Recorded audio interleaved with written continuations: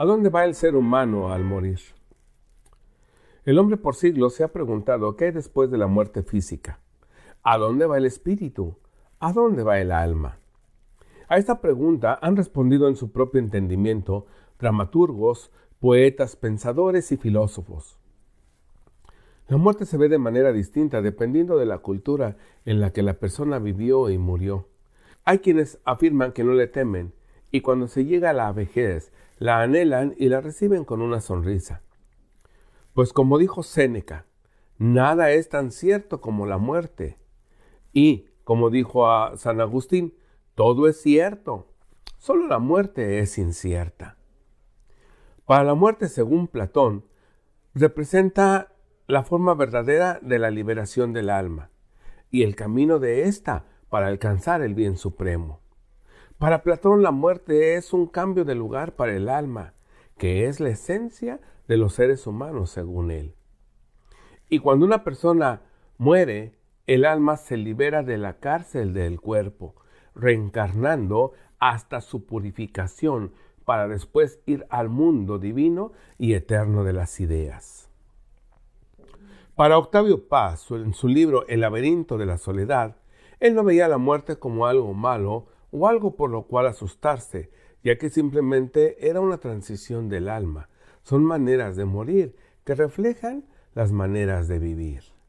Jean-Paul Sartre dijo que todo lo que nace sin razón se prolonga en la realidad y muere por casualidad.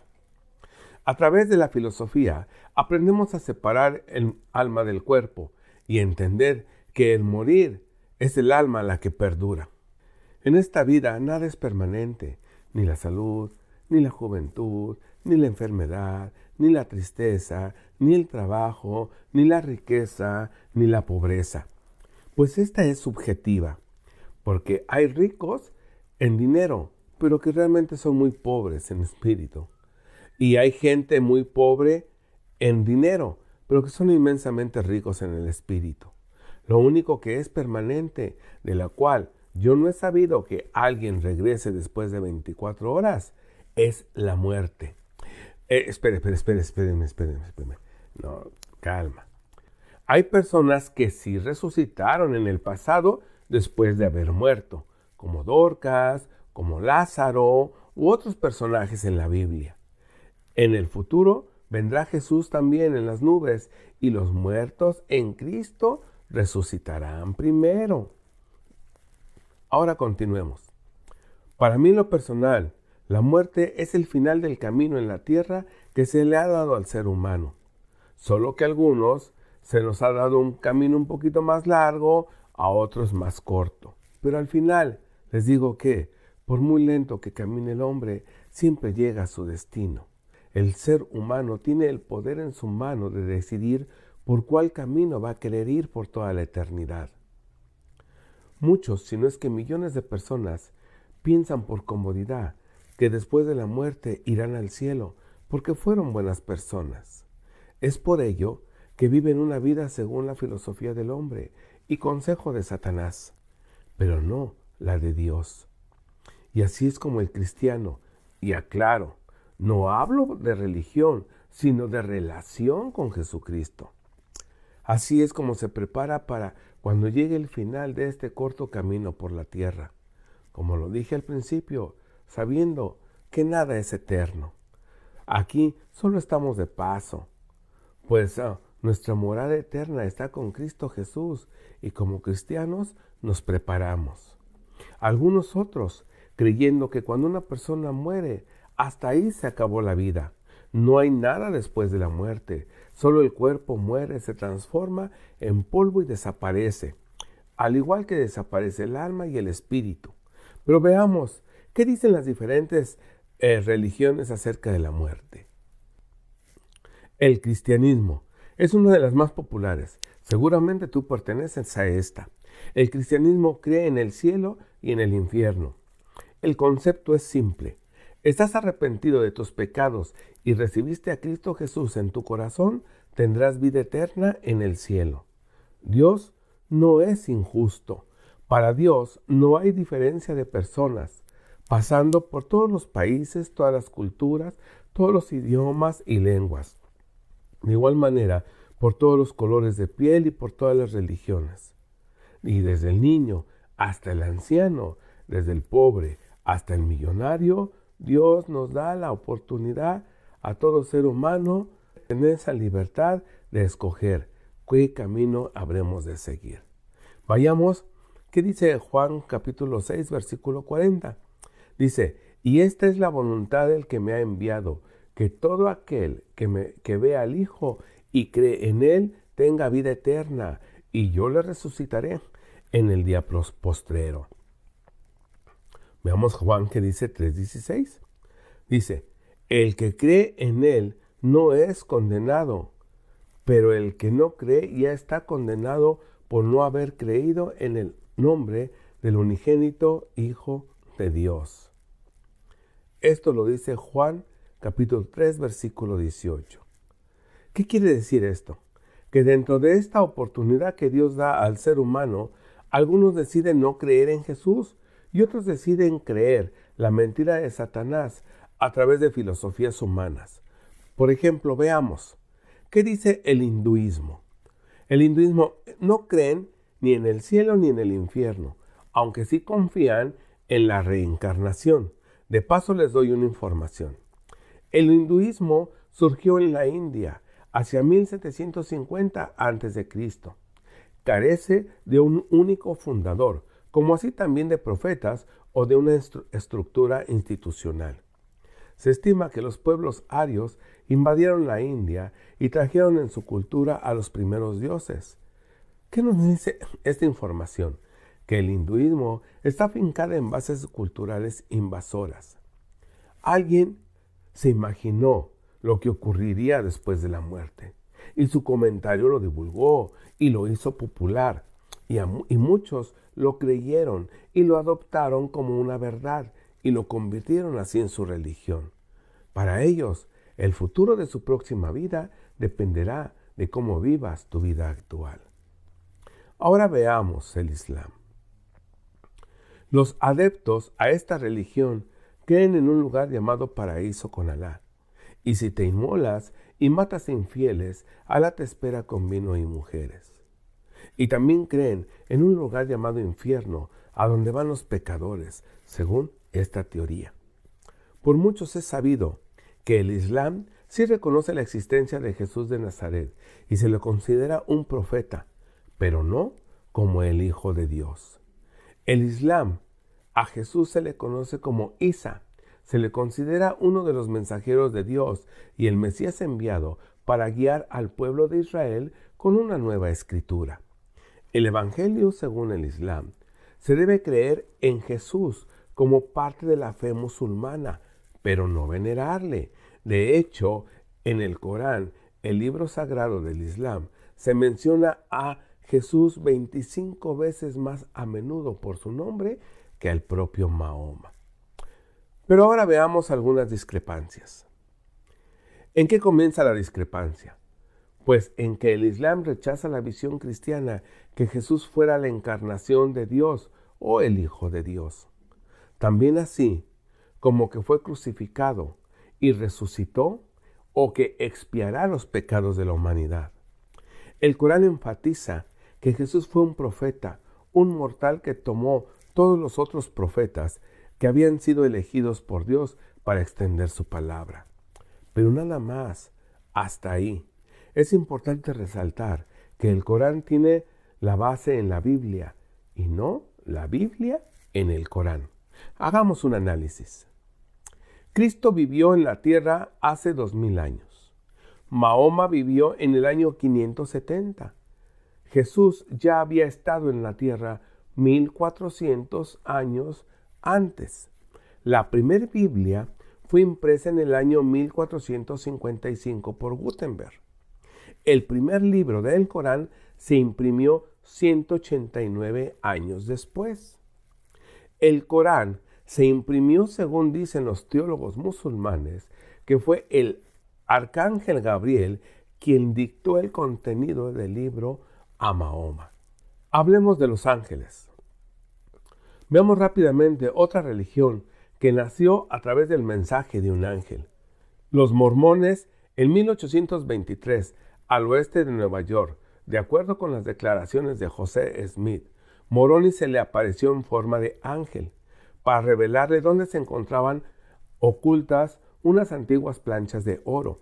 Del contenido de algunas de estas planchas, Smith declaró haber traducido el libro del Mormón.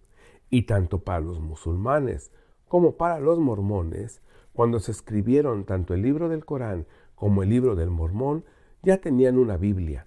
Y en esa Biblia leeremos Gálatas 1:8 dice: mas si aún uno de nosotros o un ángel del cielo les anunciara otro evangelio diferente al que les hemos anunciado, el tal sea anatema. Y veamos 2 de Corintios 11:14, que dice: y no se maravillen, porque el mismo Satanás se disfraza como ángel de luz. En esta información queda claro la antigüedad, la veracidad y la autoridad que tiene la Biblia sobre el Corán y sobre el libro de Mormón, y que la Biblia no necesita de libros externos para darse a entender. Ahora pasemos a la Iglesia Católica.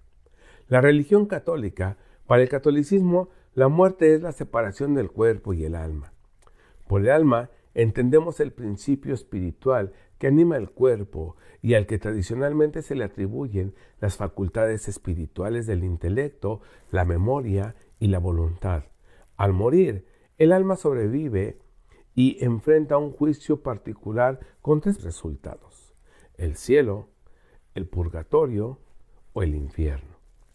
Estas etapas se consideran estados intermedios y concluyen con la resurrección de la carne, el juicio final y la transformación del universo en cielos nuevos y tierra nueva.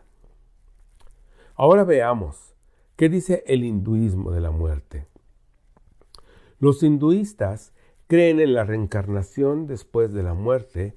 El alma renace en este mundo, aunque no necesariamente en un cuerpo humano. Es el karma, es el resultado de acciones pasadas que determina el tipo de renacimiento que el hombre habrá de tener. Quiere decir que dependiendo de cómo tú te hayas portado en esta vida, será el resultado de en lo que tú reencarnes en la siguiente vida. Y veamos qué dice Dios acerca de la muerte. Vayamos a Hebreos 9:27, que dice: y así como está establecido que los hombres mueran una sola vez y después venga el juicio. Ahora vemos cómo en este versículo aclara Dios que no hay reencarnación. Ahora veamos qué dice el budismo. El budismo, la vida es eterna. Se cree que atraviesa sucesivas encarnaciones, así que la muerte no se considera tanto el cese de una nueva vida. Para los budistas, el fenómeno de la transmigración es obvio. El principio fundamental del budismo es que la vida es eterna y cada ser vivo está sometido a un ciclo continuo de nacimiento y muerte. Religión que va de la mano con el hinduismo.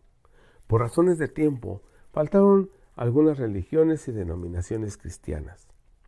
Ya vimos lo que dice el hombre en la tierra acerca de la muerte. Ahora veamos lo que dice Dios en los cielos en su santa palabra. Lo que dijo Jesús acerca de la muerte en la tierra. ¿A dónde van las personas cuando mueren? ¿A dónde van antes del juicio del trono blanco? Dice el Señor en su palabra: porque todos somos peregrinos y extranjeros en esta tierra. Veamos qué dice 1 de Crónicas 29:15.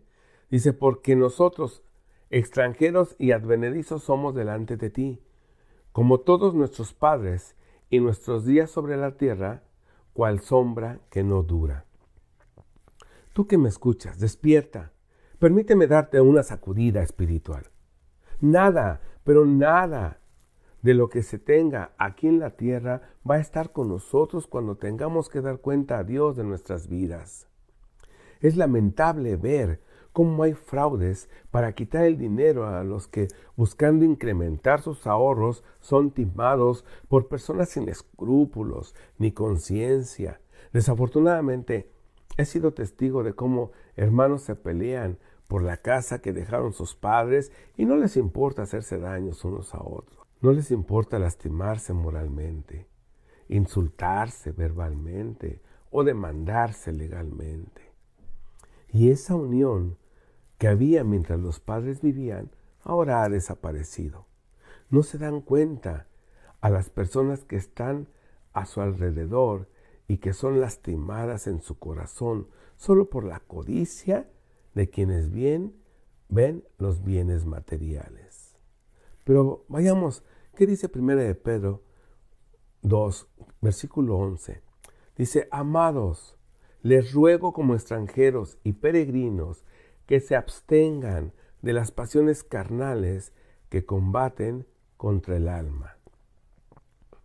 La pasión es el verbo latín patior, que significa sufrir o sentir. Es una emoción definida de como un sentimiento muy fuerte hacia otra persona, tema, idea u objeto. Así, la pasión es una emoción intensa que engloba el entusiasmo o el deseo por algo. Podríamos abrir el abanico de los diferentes significados de la palabra pasión, pero en este caso lo enfocaremos en las pasiones eros, o sea, las pasiones carnales. Este es un mo que está en muchos hogares. Bueno, pero ese tema del mo es otro. Continuamos. Esas pasiones carnales han sido tropiezo para muchas personas que ven truncada su vida universitaria. Y ya no digamos universitaria, sino desafortunadamente ahora desde la secundaria. Planes de estudio truncado por el embarazo precoz de las niñas desde los 14 años en adelante. Y cuando en el matrimonio el esposo o la esposa engañan a su cónyuge, y el resultado en ciertas ocasiones no es el divorcio. Ese del mal es el menor, porque después de la relación extramarital son infectados con el VIH y son matrimonios y vidas truncadas por una pasión que no se supo controlar. Pero retomando el tema de lo que nada nos llevaremos cuando moramos, lo único que nos llevaremos al morir será la cuenta que le daremos a nuestro Señor, a nuestro Creador, de cómo vivimos la vida. Vayamos a Mateo capítulo 5, versículo 22, donde dice: pero yo les digo que cualquiera que se enoje contra su hermano será culpable de juicio, y cualquiera que diga necio a su hermano será culpable ante el concilio, y cualquiera que le diga fatuo quedará expuesto al infierno del fuego. Nos guste o no, lo creamos o no, cuando un hermano de los mismos padres se dicen palabras hirientes, están cometiendo un asesinato, pues en su corazón han matado a su hermano.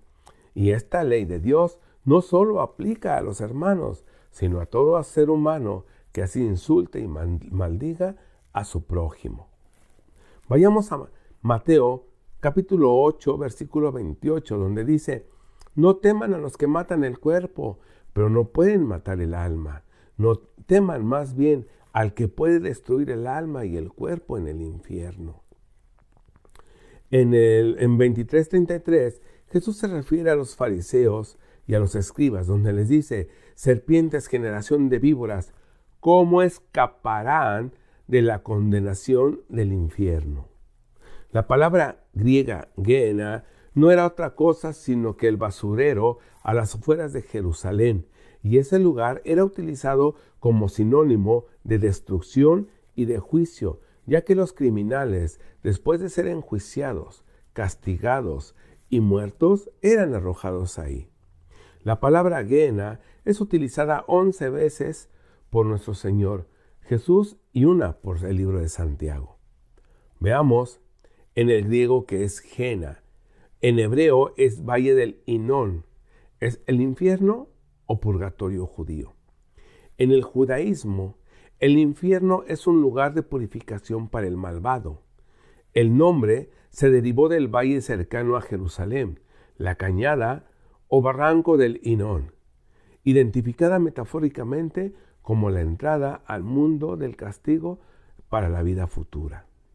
Gehenna también aparece en el Nuevo Testamento y en las primeras escrituras cristianas como el lugar en donde será el alma destruida y el malo.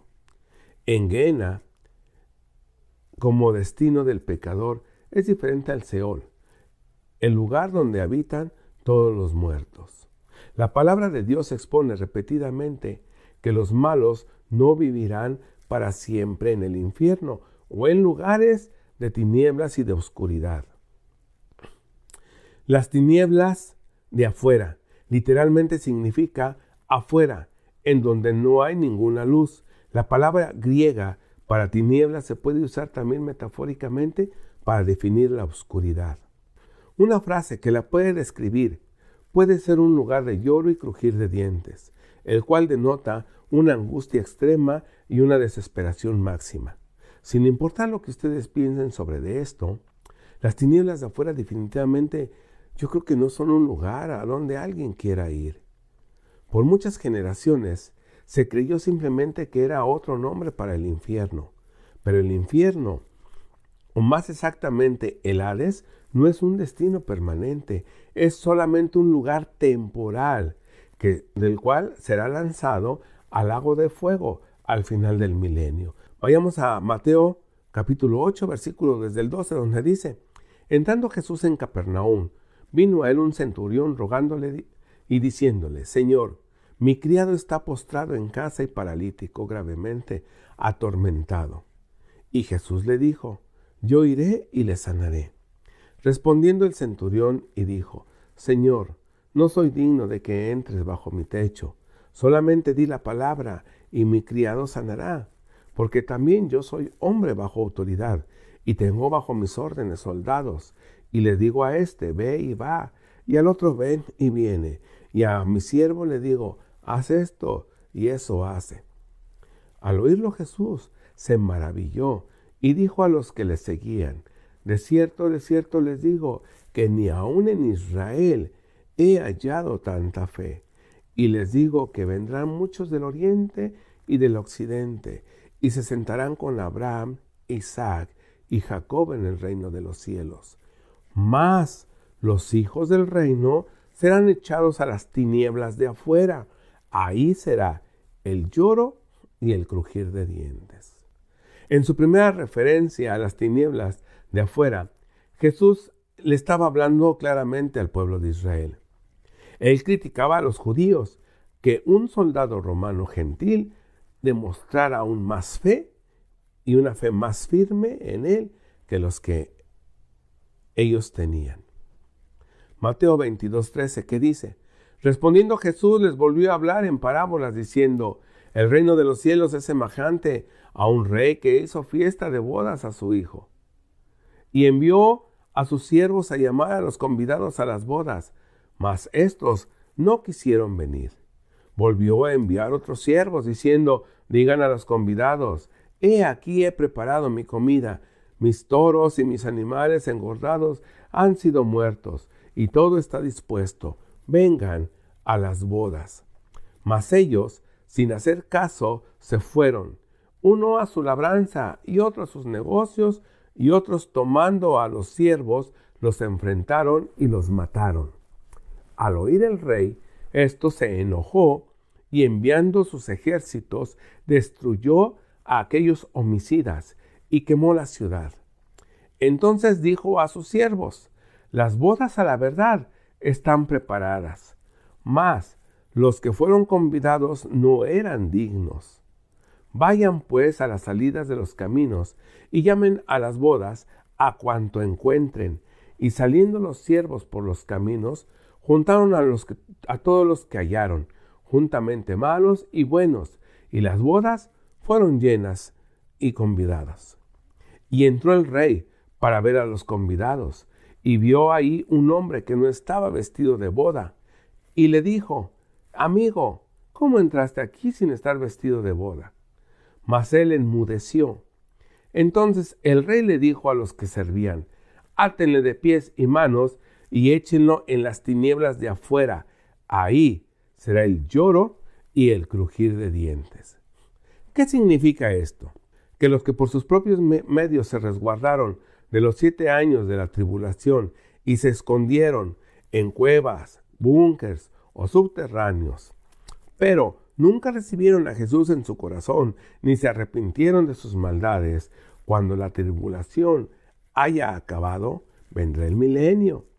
Y estas personas que salgan de sus escondites entrarán al milenio, y es aquí donde se aplica lo que dice Jesús en su parábola, pues estos no están vestidos de boda y serán arrojados a las tinieblas de afuera. No dice al lago de fuego. Eso es después del Armagedón, cuando sean echados los primeros inquilinos, el falso profeta y el anticristo. Veamos qué dice otro pasaje. Mateo 24:51.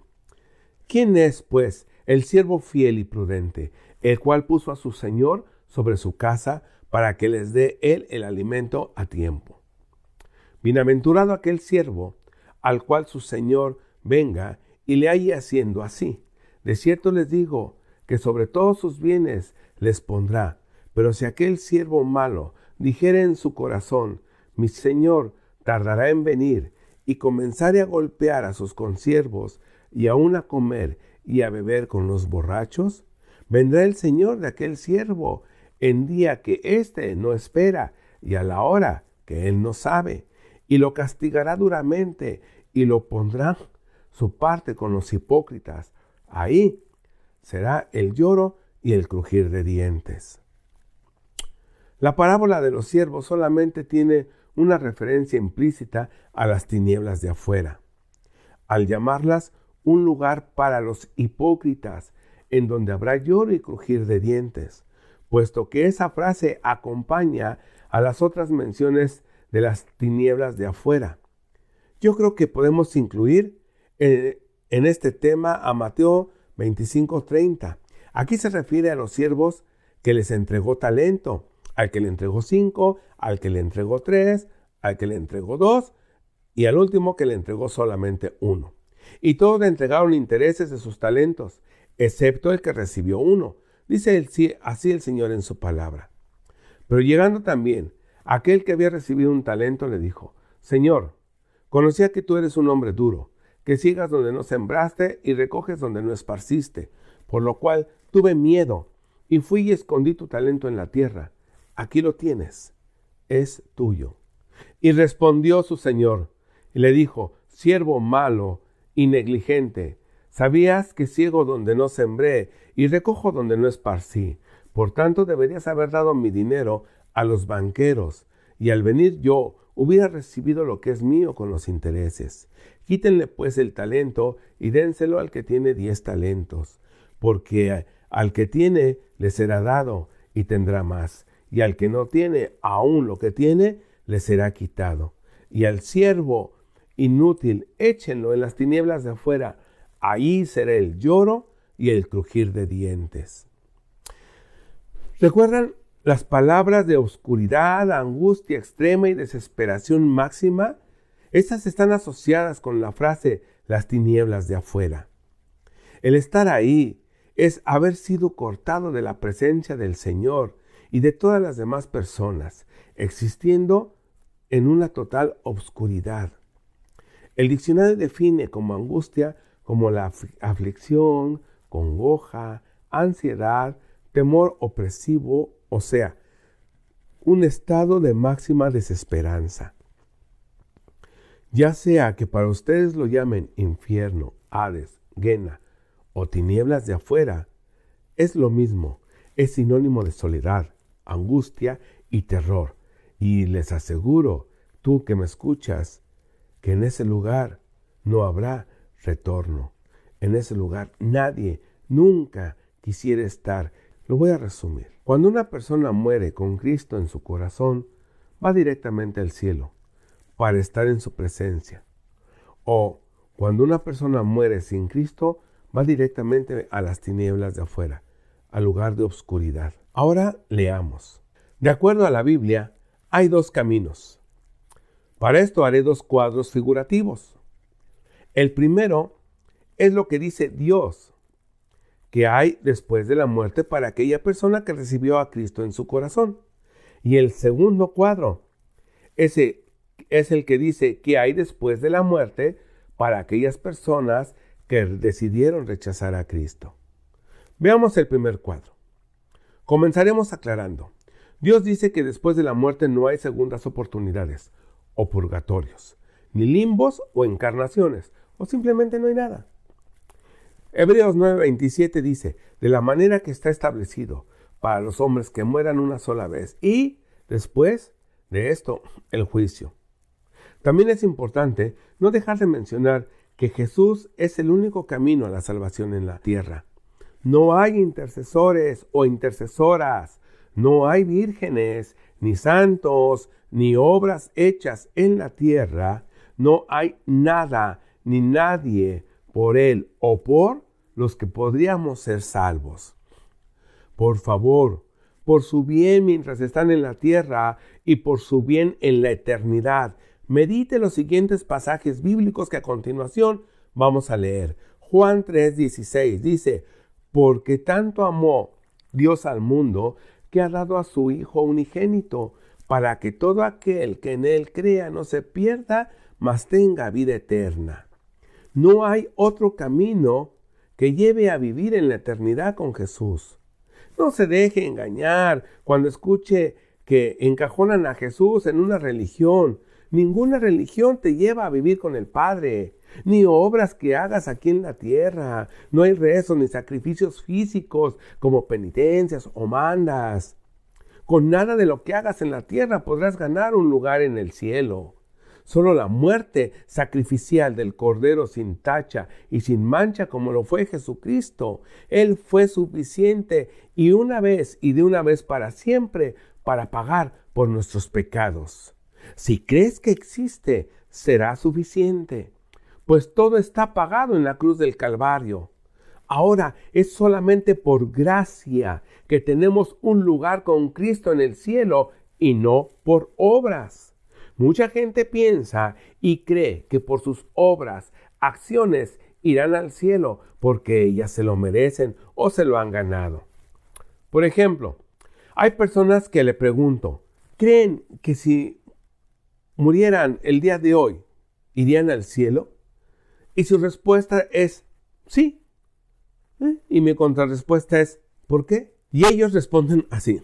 Unos porque son buenos padres, llaman a su esposa, quieren, cuidan y le dan buenos ejemplos a sus hijos en la casa, o porque no toman, o no fuman, o no van a centros nocturnos donde hay mujeres desnudas. Y asisten a la iglesia de vez en cuando. Pero tienen una doble vida, donde nadie los ve. Roban a la empresa donde trabajan o están en pecado, pues en su corazón hay odio, envidia, chisme e idolatría, etcétera, etcétera. Es por ello que no quieren ningún compromiso con Dios, y es por tal motivo que solo van de vez en cuando a la iglesia, pero no se involucran en las actividades propias del ministerio. Y otros, su respuesta es, porque yo ayudo a los pobres, porque doy dinero para las fiestas de la iglesia, porque soy parte de la directiva de la iglesia, porque yo he construido iglesias, porque yo he colaborado con dinero para los instrumentos musicales de la iglesia, etcétera, etcétera. Pero sus frutos, tanto en su casa como en su trabajo, dicen que no tienen a Cristo en su corazón y por ende no han nacido de nuevo. Pero ellos piensan que por sus obras ya tienen ganado el cielo cuando fallezcan. Eso es en las obras materiales. Vamos a ver qué dice de ellas en Efesios capítulo 2, versículo 8, donde dice, porque por gracia han sido salvos mediante la fe. Esto no procede de ustedes, sino es el regalo de Dios, no por obras, para que nadie se jacte o se gloríe en otras versiones. Ahora veamos las obras espirituales. A la misma pregunta que les hice de si ustedes creen que si murieran el día de hoy, irían al cielo, unos responden, yo creo que sí, yo iría. Y mi contrapregunta es ¿por qué? porque yo creo en la Virgen, o porque yo le pongo un altar a los santos, o yo hago mandas a la Virgen, otros porque yo hago sacrificios al ir de rodillas hasta el altar, y aún sangro y me lastimo fuertemente mis rodillas, pero yo cumplo. O sea, que hacen su propio sacrificio, invalidando o piensan que no fue suficiente el sacrificio que Jesús hizo por ellos en la cruz. O le prometen a los santos o vírgenes llevar partes del cuerpo humano hechos de oro o plata, dependiendo de qué parte del cuerpo los hayan sanado. Y con todas estas obras piensan que ya ganaron un lugar en el cielo. Pero veamos qué dice el libro de Hechos 4:12. Dice, y en ningún otro hay salvación, porque no hay otro nombre bajo el cielo dado a los hombres en el que podamos ser salvos. Así es, despierta por tu bien. No hay nada, ni nadie en el cielo, ni en la tierra, ni debajo de la tierra, ni en el mar, ni debajo del mar, quien nos pueda dar la salvación, porque nadie, y quiero decir en todo el contexto de esta frase, nadie murió en la cruz por la humanidad, sino solamente Jesucristo. Y hay religiones que adoran a los astros, como al sol, la luna, los muertos, las estrellas, los ángeles, y Satanás sigue llenando la mente de visiones idólatras para que el hombre desvíe la mirada de nuestro Salvador. Pero es importante aclarar, bajo la luz de las Escrituras, que Dios lo hizo todos estos astros y los ángeles existen para el servicio del hombre. Mas, sin embargo, Satanás ha contaminado la mente y el corazón del ser humano para adorar a la creación de Dios y no a su creador. Veamos qué dice Isaías capítulo 60. Dice, mi mano hizo todas estas cosas y así todas llegaron a ser, dice Jehová. Pero yo miraré a aquel que es pobre y humilde de espíritu y tiembla a mi palabra. Este es aquel que reconoce a Dios como el creador de todo lo que somos y nos rodea. Versículo 3 dice, el que sacrifica buey es como si matara a un hombre, el que sacrifica oveja como si degollara a un perro, el que hace ofrenda como si ofreciera sangre de cerdo, el que quema incienso como si bendijera a un ídolo. Pues escogieron sus propios caminos y su alma amó sus abominaciones. Escúchenme, no hagas tus propios sacrificios creyendo que Dios los recibirá, pues los haces de acuerdo a tus propias ideas y conveniencias. Escúchame, tú que duermes, con el amor de Cristo te lo digo. Jesús te ama y quiere que tú camines por el sendero que Él ha preparado para ti. Sigue ese camino y llegarás hasta la meta en donde Cristo te está esperando. Juan capítulo 14, versículo 6 dice, dijo Jesús, yo soy el camino y la verdad y la vida, y nadie viene al Padre sino por mí. Jesús, a su partida de la tierra en su ascensión a los cielos, lo prometió. Juan 14 dice, en la casa de mi Padre hay muchas moradas. Si no fuera así, se los hubiera dicho, porque voy a preparar un lugar para ustedes. Así, y si me fuere, les prepararé un lugar, vendré otra vez y los tomaré a mí mismo, para que donde yo estoy, también ustedes estén. Entonces, ¿qué hay para nosotros los cristianos después de morir? ¿Qué hay para los que aceptamos a Cristo como nuestro Señor y Salvador? Comencemos en el Antiguo Pacto.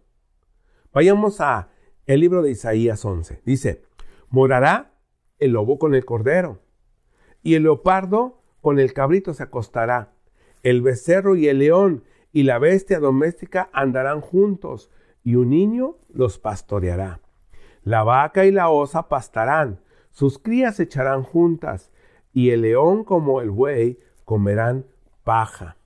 El niño de pecho jugará sobre la cueva de la serpiente, y el recién destetado extenderá su mano sobre la caverna de la víbora.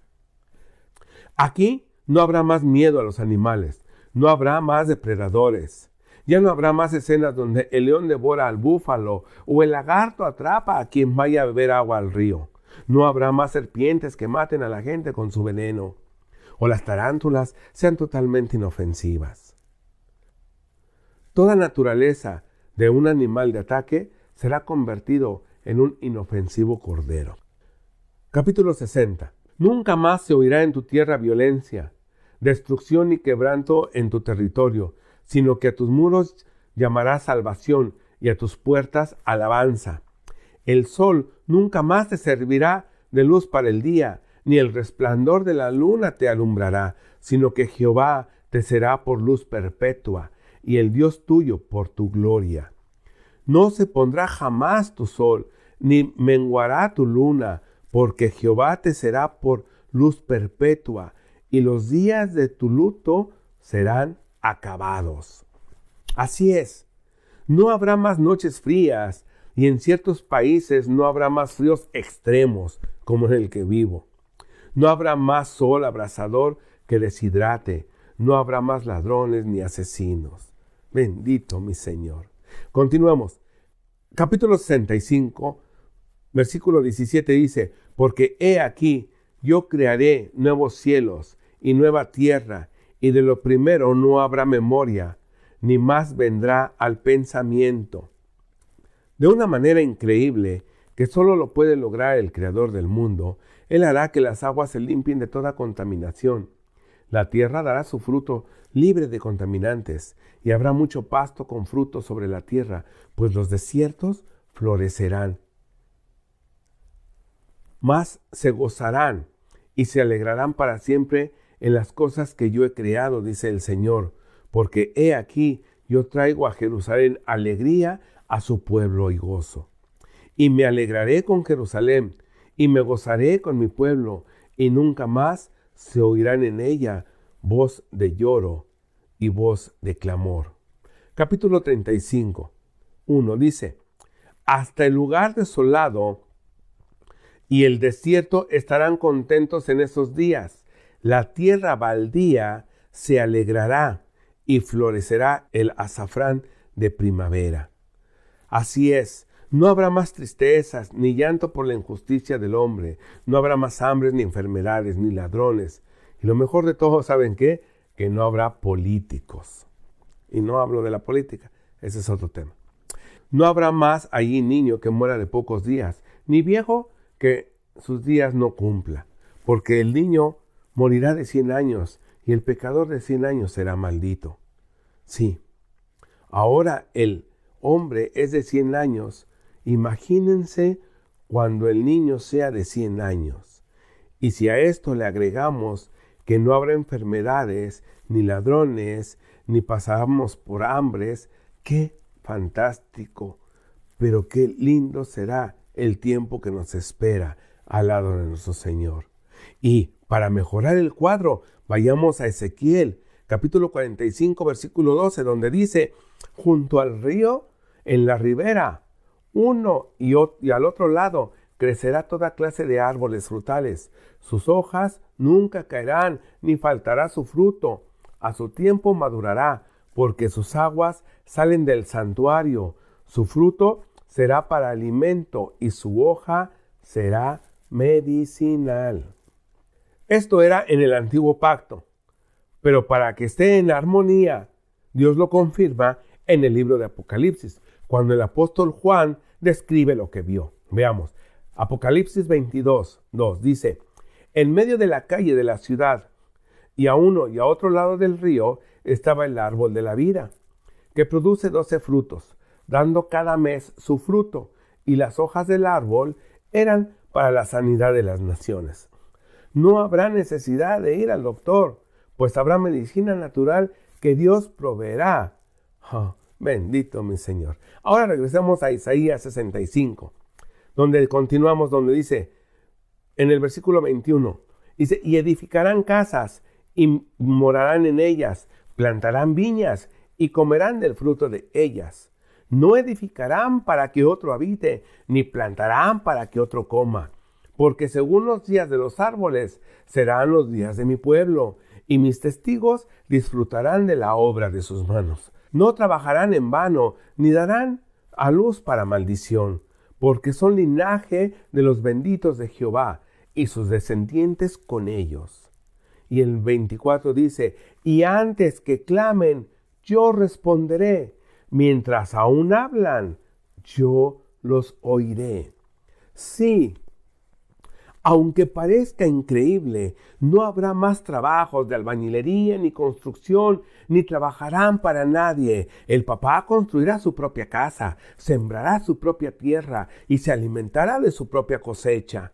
En una palabra, nadie trabajará para nadie. No habrá gerentes ni supervisores, ni mucho menos gente que se aproveche del trabajo de otra para enriquecerse. ¿Y sabemos qué es lo mejor de todo? Que cuando clamemos a Dios, no habremos aún de terminar la oración y nuestro Señor ya nos habrá escuchado.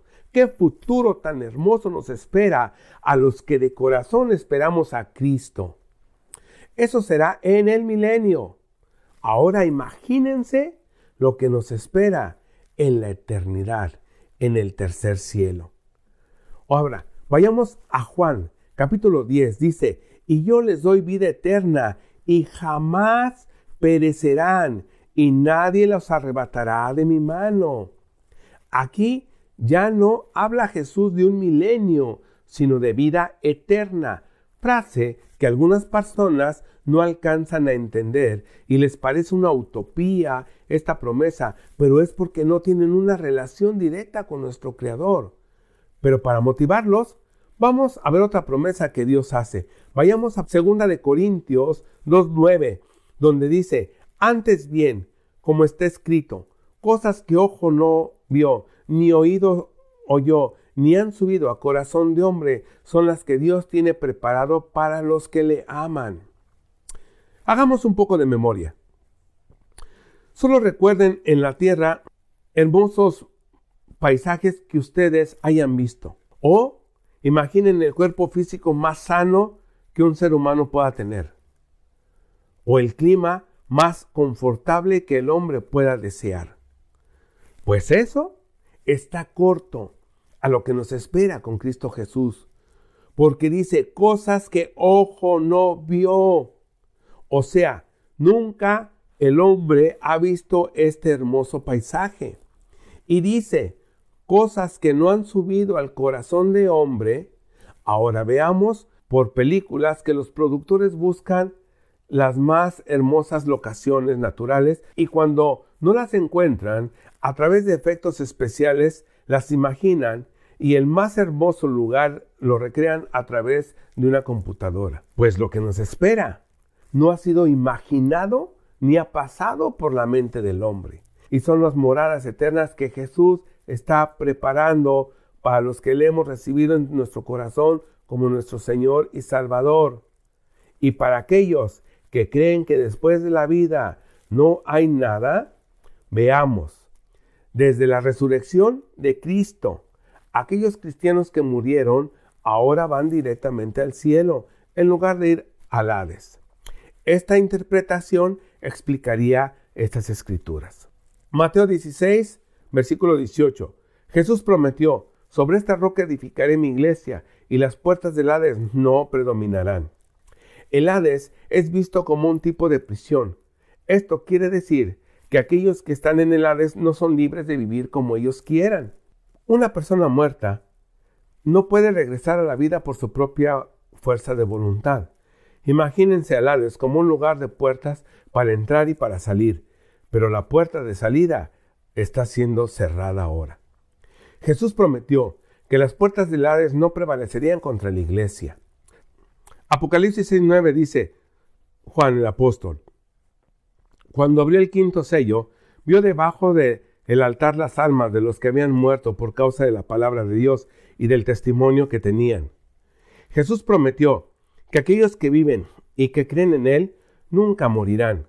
Efesios 4:8 y 9 dice, por lo cual subiendo alto llevó cautiva la cautividad y dio dones a los hombres.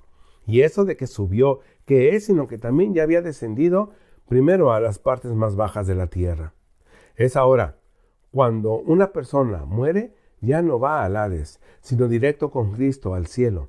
Es por ello que para los que tenemos a Cristo en nuestro corazón y que batallamos todos los días con los deseos de esta carne, no le tememos al día en que el Señor nos lleve a su presencia, porque pensamos y sentimos lo mismo que dijo el apóstol Pablo cuando dijo a los filipenses: porque para mí el vivir es Cristo y el morir es ganancia. Me siento presionado por las posibilidades, deseo partir y estar con Cristo, que es muchísimo mejor que vivir. Segunda de Corintios 5 dice: así que vivimos confiados siempre y sabiendo que entre tanto que estamos en el cuerpo, estamos ausentes del Señor, porque por fe andamos, no por vista. Pero estamos confiados y más aún que queremos estar ausentes del cuerpo y presentes al Señor. Veamos también qué dice en Juan 11:25. Y les dijo Jesús: yo soy la resurrección y la vida. El que cree en mí, aunque esté muerto, vivirá. Y todo aquel que viva y cree en mí, no morirá eternamente. ¿Crees esto? En 2 de Corintios 12, 2 al 4, Pablo habló de un hombre que fue llevado al tercer cielo, es decir, el paraíso para los judíos. En la Biblia, el primer cielo, que significa para nosotros la atmósfera, el cielo azul que vemos. El segundo significa el espacio exterior, el cielo sideral. Y el tercer cielo es el lugar donde habita Dios, que es llamado el paraíso, la misma palabra que Jesús usa con el ladrón arrepentido en la cruz, cuando le dijo: hoy estarás conmigo en el paraíso. Esto puede explicar por qué Esteban, cuando moría por el evangelio del Señor, exclamó así: cuando él murió, su pedido fue concedido. Jesús recibió su espíritu hoy. Esto puede explicar por qué Esteban, cuando moría por el evangelio, dijo: Señor Jesús, recibe mi espíritu. Cuando él murió, su pedido fue concedido. Jesús recibió su espíritu. Hoy, el espíritu de Esteban está con Jesús. Veamos qué dice en Hechos, capítulo 7, del 54 al 60, hablando de Esteban.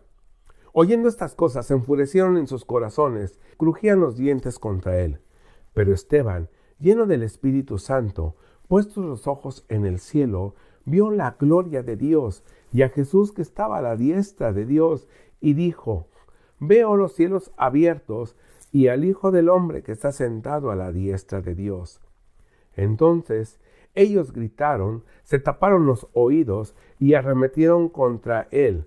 Lo echaron fuera de la ciudad y lo apedrearon. Los testigos pusieron sus ropas a los pies de un joven que se llamaba Saulo. Mientras lo apedreaban, Esteban oraba y decía: Señor Jesús, recibe mi espíritu. Y puesto de rodillas, clamó a gran voz diciendo: no les tomes en cuenta este pecado. Habiendo dicho esto, durmió.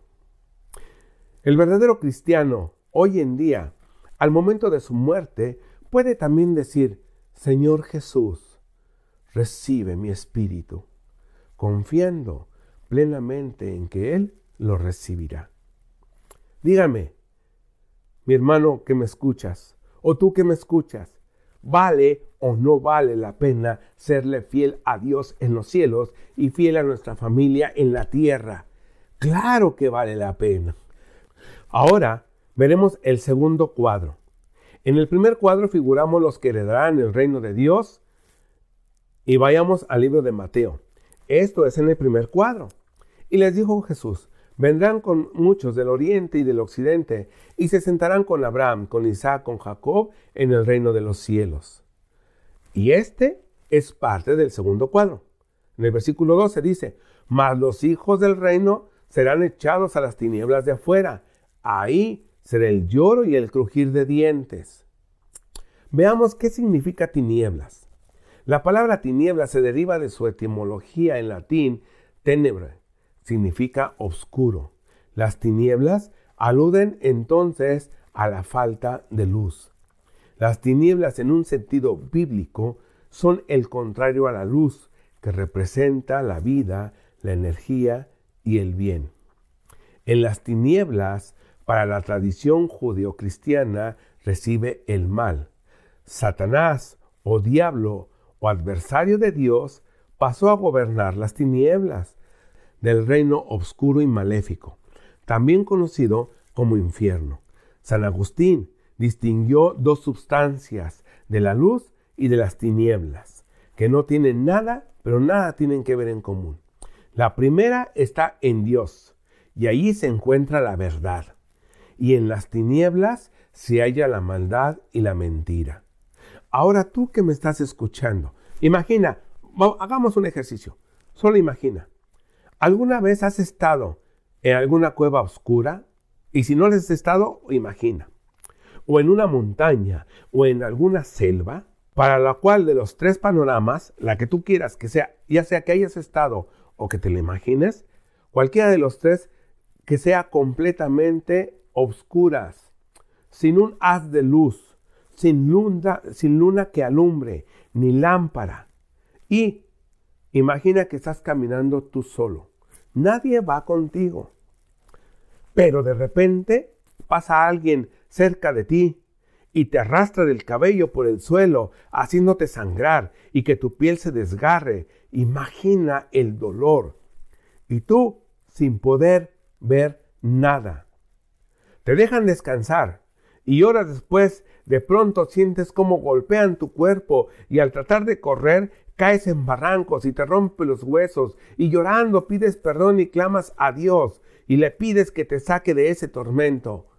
Pero desafortunadamente será demasiado tarde. Hoy que estás en vida y tienes esa oportunidad, no la desaproveches y por favor no escuches a aquellos apóstatas que dicen que el infierno no existe y que las tinieblas de afuera son solamente cuadros figurativos. No, es cierto, son reales, tan real como que tú me estás escuchando ahora. Y Dios te está avisando que todo lo que está escrito en su palabra es real y se va a cumplir.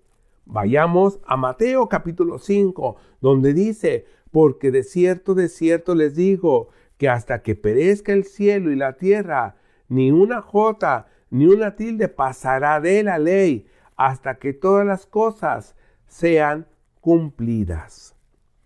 ¿Y quiénes son los que estarán en esas tinieblas? Vayamos a Juan 3:18, que dice: el que cree en él no es condenado, pero el que no cree ya está condenado por no haber creído en el nombre del Hijo unigénito de Dios. El que cree en el Hijo tiene vida eterna, pero el que lo rechaza al Hijo no sabrá lo que es esa vida, sino que permanecerá bajo el castigo eterno. Existen solo dos opciones después de la vida: la salvación o la condenación. Eso es lo que la Biblia nos enseña. La salvación significa estar en la presencia del Señor y la condenación significa sufrir eterna condenación fuera de la presencia de Dios. Y ahora, sin salir del libro de Isaías, vayamos al capítulo 65. Esto es para los que no reconocieron a Dios. Aquí describe lo terrible que será para aquellos que se queden en la gran tribulación. Veremos primero cómo Dios libra a su pueblo y después lo que pasará con los que lo rechazaron. Veamos, Isaías capítulo 65 versículo 8 dice así: como si alguno hallare mosto en un racimo y dijera: no lo desperdicies, porque hay bendición en él. Así haré yo mismo por mis siervos, no los destruiré todo. Sacaré descendencia de Jacob y de Judá, el heredero de mis montes. Mis escogidos poseerán por heredar la tierra, y mis siervos habitarán ahí. Y será el Sharón redil de ovejas, y el valle de Acor majada de vacas, para mi pueblo que me buscó. Y nosotros no pasaremos por esa etapa dolorosa, porque ya habremos sido llevados por el Señor en el rapto de la iglesia. Aquí aclara Dios por qué la separación. Versículo 11. Pero ustedes, los que dejan a Jehová, que olvidan mi santo monte, que ponen mesa para la fortuna y ofrecen libación al destino. Significa que son los que ponen altares a otros dioses, como veladoras, inciensos y hacen sacrificio de animales. Yo también, versículo 12 dice, yo también los destinaré a la espada, y todos ustedes serán arrodillados para el degüello, porque llamé y no respondieron, hablé y no escucharon, sino que hicieron lo malo delante de mis ojos y escogieron lo que no me agrada. Así es como serán sacrificados en la gran tribulación, pues los padres verán cómo sus hijos son hincados, o sus abuelos, o sus hermanas, o sus sobrinos, o sus amigos más llegados, serán hincados para ser degollados. Será un sufrimiento que les parecerá eterno y doloroso. Una vez más, Dios te está llamando a la reflexión para que te arrepientas. Y si estás en camino equivocado, no es como muchos lo afirman, que Dios es un Dios insensible, pues Él quiere que todos estemos con Él algún día. Ahora es tiempo, ahora que estás con vida, ahora que puedes decidir cuál camino quieres seguir, de qué lado quieres estar. Veamos lo que dice el versículo 13. Por tanto, así dijo Jehová el Señor, he aquí, mis siervos comerán, y ustedes pasarán hambre, mis siervos beberán, y ustedes pasarán sed. Mis siervos cantarán con júbilo en el corazón, y ustedes clamarán con dolor en el corazón, y aullarán por el quebrantamiento de espíritu. Yo te pregunto, ¿en qué lugar prefieres estar? ¿De qué lado prefieres vivir? Mi pregunta es, ¿te arriesgarías y arriesgarías a tu familia por seguir una tradición o una religión? Aunque sabes muy dentro de tu corazón que estás en el camino errado, pero no te decides a tomar esa decisión por Cristo, por el ¿qué van a decir? ¿Qué van a pensar de mí? ¿O van a sentir mi familia que los traicioné? ¿O ya no voy a estar dentro de ese círculo social religioso en el cual yo estaba acostumbrado a estar y en el cual en la carne yo me siento confortable? ¿O porque Satanás te hace sentir que vas a traicionar a tus padres y a tu religión?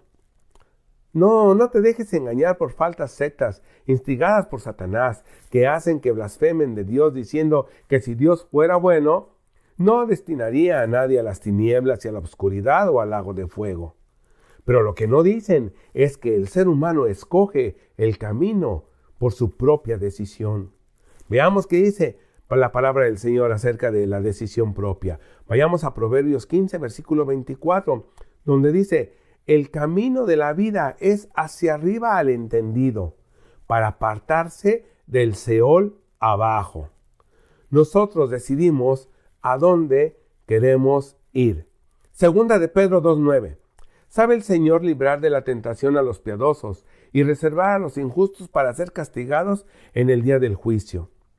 Aquí nunca dice el Señor, yo escogeré por mi voluntad a quién he de mandar al fuego o a quién he de mandar para que esté conmigo en el paraíso.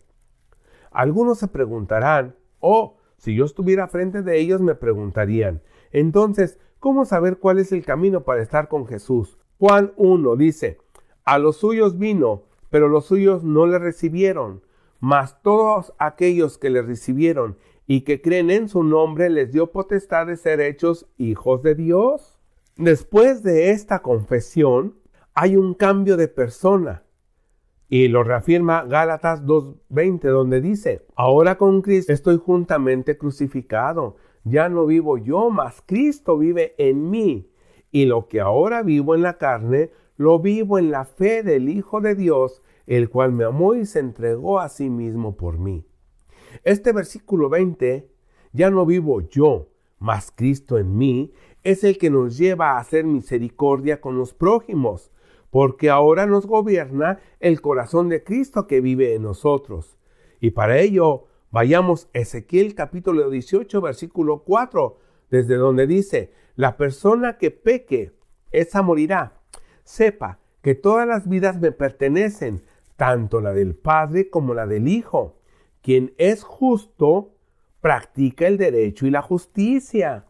No participa en los banquetes idolátricos de los cerros, ni tampoco eleva plegarias a los ídolos malolientes de Israel, ni deshonra a la mujer de su prójimo, ni se une a la mujer en los días de su menstruación. Versículo 7. No oprime a nadie, ni roba, sino que devuelve la prenda a su deudor, da de comer al hambriento y viste al desnudo. Versículo 8. No presta dinero con usura, ni exige intereses. Se abstiene de hacer el mal y juzga imparcialmente entre los rivales. Versículo 9. Obedece mis decretos y cumple fielmente mis leyes.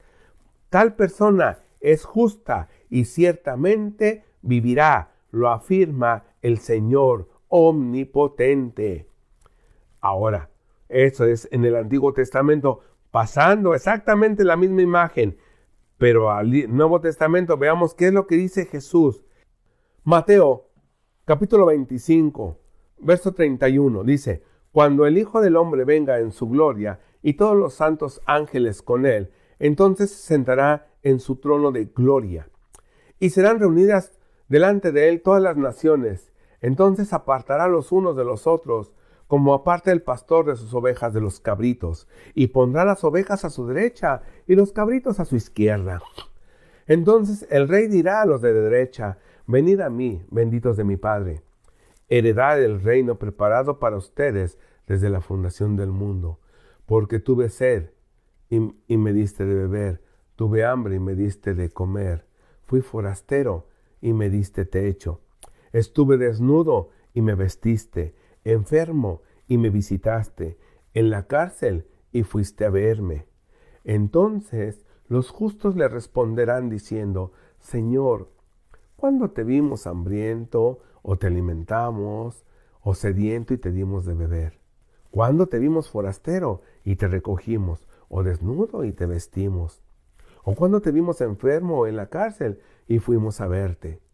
Respondió el rey, les dijo: de cierto les digo, que en cuanto hicieron a uno de estos mis hermanos más pequeños, a mí lo hicieron. Ahora veamos aquellos que decidieron no recibir a Jesús en su corazón, ¿cómo serán destinados? Versículo 41 dice: entonces dirá también a los de la izquierda: apártense de mí, malditos, al fuego eterno preparado para el diablo y sus ángeles, porque tuve hambre y no me diste de comer, tuve sed y no me diste de beber, fui forastero y no me recogiste, estuve desnudo y no me vestiste, enfermo y en la cárcel y no me visitaste. Entonces también a ellos les responderá diciendo: Señor, ¿cuándo te vimos hambriento, sediento, forastero, desnudo, enfermo o en la cárcel y no te servimos? Entonces les responderá diciendo: de cierto les digo, que en cuanto no lo hicieron a uno de estos más pequeños, tampoco a mí lo hicieron. E irán estos al castigo eterno, y los justos a la vida eterna. Estos son solo los que vieron por ellos mismos. Estos son los que fueron egoístas, avariciosos, abusadores de los pobres, personas que solo ayudaban a quien así les convenía, defraudadores que fueron injustos con el prójimo. Estas personas son las que estarán separadas de la presencia de Dios y serán echados a la eterna condenación. Pero también habrá quienes pregunten: bueno, ¿y qué pasa con aquellas personas que nunca tuvieron la oportunidad de escuchar el Evangelio? Aquellas personas que vivían en las serranías, aquellas personas que nunca llegó un evangelista y murieron, ¿qué pasará con ellas? Quienes murieron sin la oportunidad de escuchar el Evangelio serán juzgadas por su conciencia. Esto nos enseña la Escritura. Vayamos a Romanos capítulo 2, versículo del 14 al 16. Contrariamente a lo que las denominaciones protestantes enseñan, en estos casos el apóstol Pablo nos dice: porque cuando los gentiles no tienen ley, hacen por naturaleza lo que es de la ley. Estos, aunque no tengan ley, son la ley para sí mismos, mostrando la obra de la ley escrita en sus corazones, dando testimonio su conciencia y acusándolos o defendiéndolos de sus razonamientos, en el día en que Dios juzgará por Jesucristo los secretos de los hombres, conforme a mi evangelio, dice el Señor. En una paráfrasis lo explicaré. Por ejemplo, aquel papá que al casarse entendió que el adulterio no es bueno y fue fiel a su esposa. Aquel papá que educó a sus hijos con amor, pero con disciplina. Aquel papá que enseñó a respetar a sus padres y amarlos. Aquel papá que enseñó a sus hijos los valores de la honestidad, del perdón de corazón, de la verdad, del respeto. Aquel papá que ayudó al desvalido, la honradez y sobre todo aquel papá que enseñó el temor reverente a Dios. Así sucederá en aquel día que Dios, según su evangelio, juzgará por Cristo Jesús las acciones secretas de los hombres.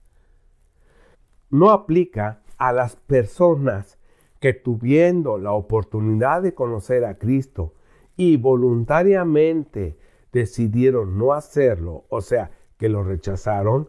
Veamos lo que dice Juan 5:29. Y a los que hicieron lo bueno saldrán a resurrección de vida, mas los que hicieron lo malo a resurrección de condenación. Segunda de Tesalonicenses 1:9 dice, los cuales sufrirán pena de eterna perdición, excluidos de la presencia del Señor, de su gloria y de su poder. Por tanto, si las personas por su voluntad no escuchan el evangelio de Cristo y no lo reciben en su corazón, ellos no podrán ser salvos. Mueren sin Cristo y van a lugares de oscuridad y tinieblas, y esperarán el día del juicio. Pero hay quienes pueden argumentar, pero es que yo no he hecho nada malo. Y veamos qué dice Santiago capítulo 4 versículo 17, donde dice, el que sabe hacer lo bueno y no lo hace, también comete pecado. Así es que tú que me escuchas, no te confíes a ti mismo, porque piensas que irás al cielo si no haces nada malo. Dice en Daniel, el libro de Daniel, capítulo 22, versículo 2, dice, y muchos de los que duermen en el polvo de la tierra serán despertados, unos para vida eterna y otros para vergüenza y confusión perpetua. Para Dios no hay diferencia de personas en el día del juicio. Y ya de repaso les digo que los que tienen por intercesores a los ángeles y los adoran y les ponen sus altares y les rezan, dice las Escrituras que ellos no tienen ningún poder. Los ángeles no son intercesores ni hacen milagros. Ellos solo son mensajeros de Dios. Veamos qué dice segunda de Pedro 2:4. Dios no perdonó a los ángeles cuando pecaron, sino que los arrojó al abismo, metiéndolos en tenebrosas cavernas y reservándolos para el día del juicio. Escúchame, si tú no recibes a Cristo y tu nombre no está escrito en el libro de la vida, cuando mueras y llegues al juicio del trono blanco, esto pasará. Veamos, Apocalipsis 20:14 dice, y la muerte y el Hades fueron lanzados al lago de fuego. Esta es la muerte segunda. Y esta es segunda muerte. La primera muerte fue cuando uno muere físicamente. Esta es la segunda muerte. ¿Y a quién mandó Dios a la segunda muerte? Versículo 15, veamos. El que no se halló inscrito en el libro de la vida fue lanzado al lago de fuego, lugar de tribulación y angustia. Aquí no hay Hades, aquí no hay Seol, aquí no hay tinieblas, aquí no hay penumbra ni mucho menos oportunidad de arrepentimiento. Escúchame. Segunda de Tesalonicenses 1:9. Ellos sufrirán el castigo de la destrucción eterna, lejos de la presencia del Señor y de la majestad de su poder. por favor, abre tus oídos. Escúchame y mira, fíjate bien con quién vas a estar en la eternidad. Si sigues cerrando tu corazón a Cristo Jesús. Veamos qué dice Apocalipsis 19:20. Y la bestia fue apresada, y con ella el falso profeta que había hecho delante de ella las señales con las cuales había engañado a los que recibieron la marca de la bestia y habían adorado su imagen. Esta es la razón por la que los cristianos debemos de hablar de Cristo a toda persona y persuadirlos de que se arrepientan y reciban a nuestro Redentor como su Señor y Salvador antes de que sea demasiado tarde. Conclusión. Si como cristiano sabes guardar tu relación con Dios, no temas. Él te llevará a sus moradas eternas, pues Dios nos recompensará.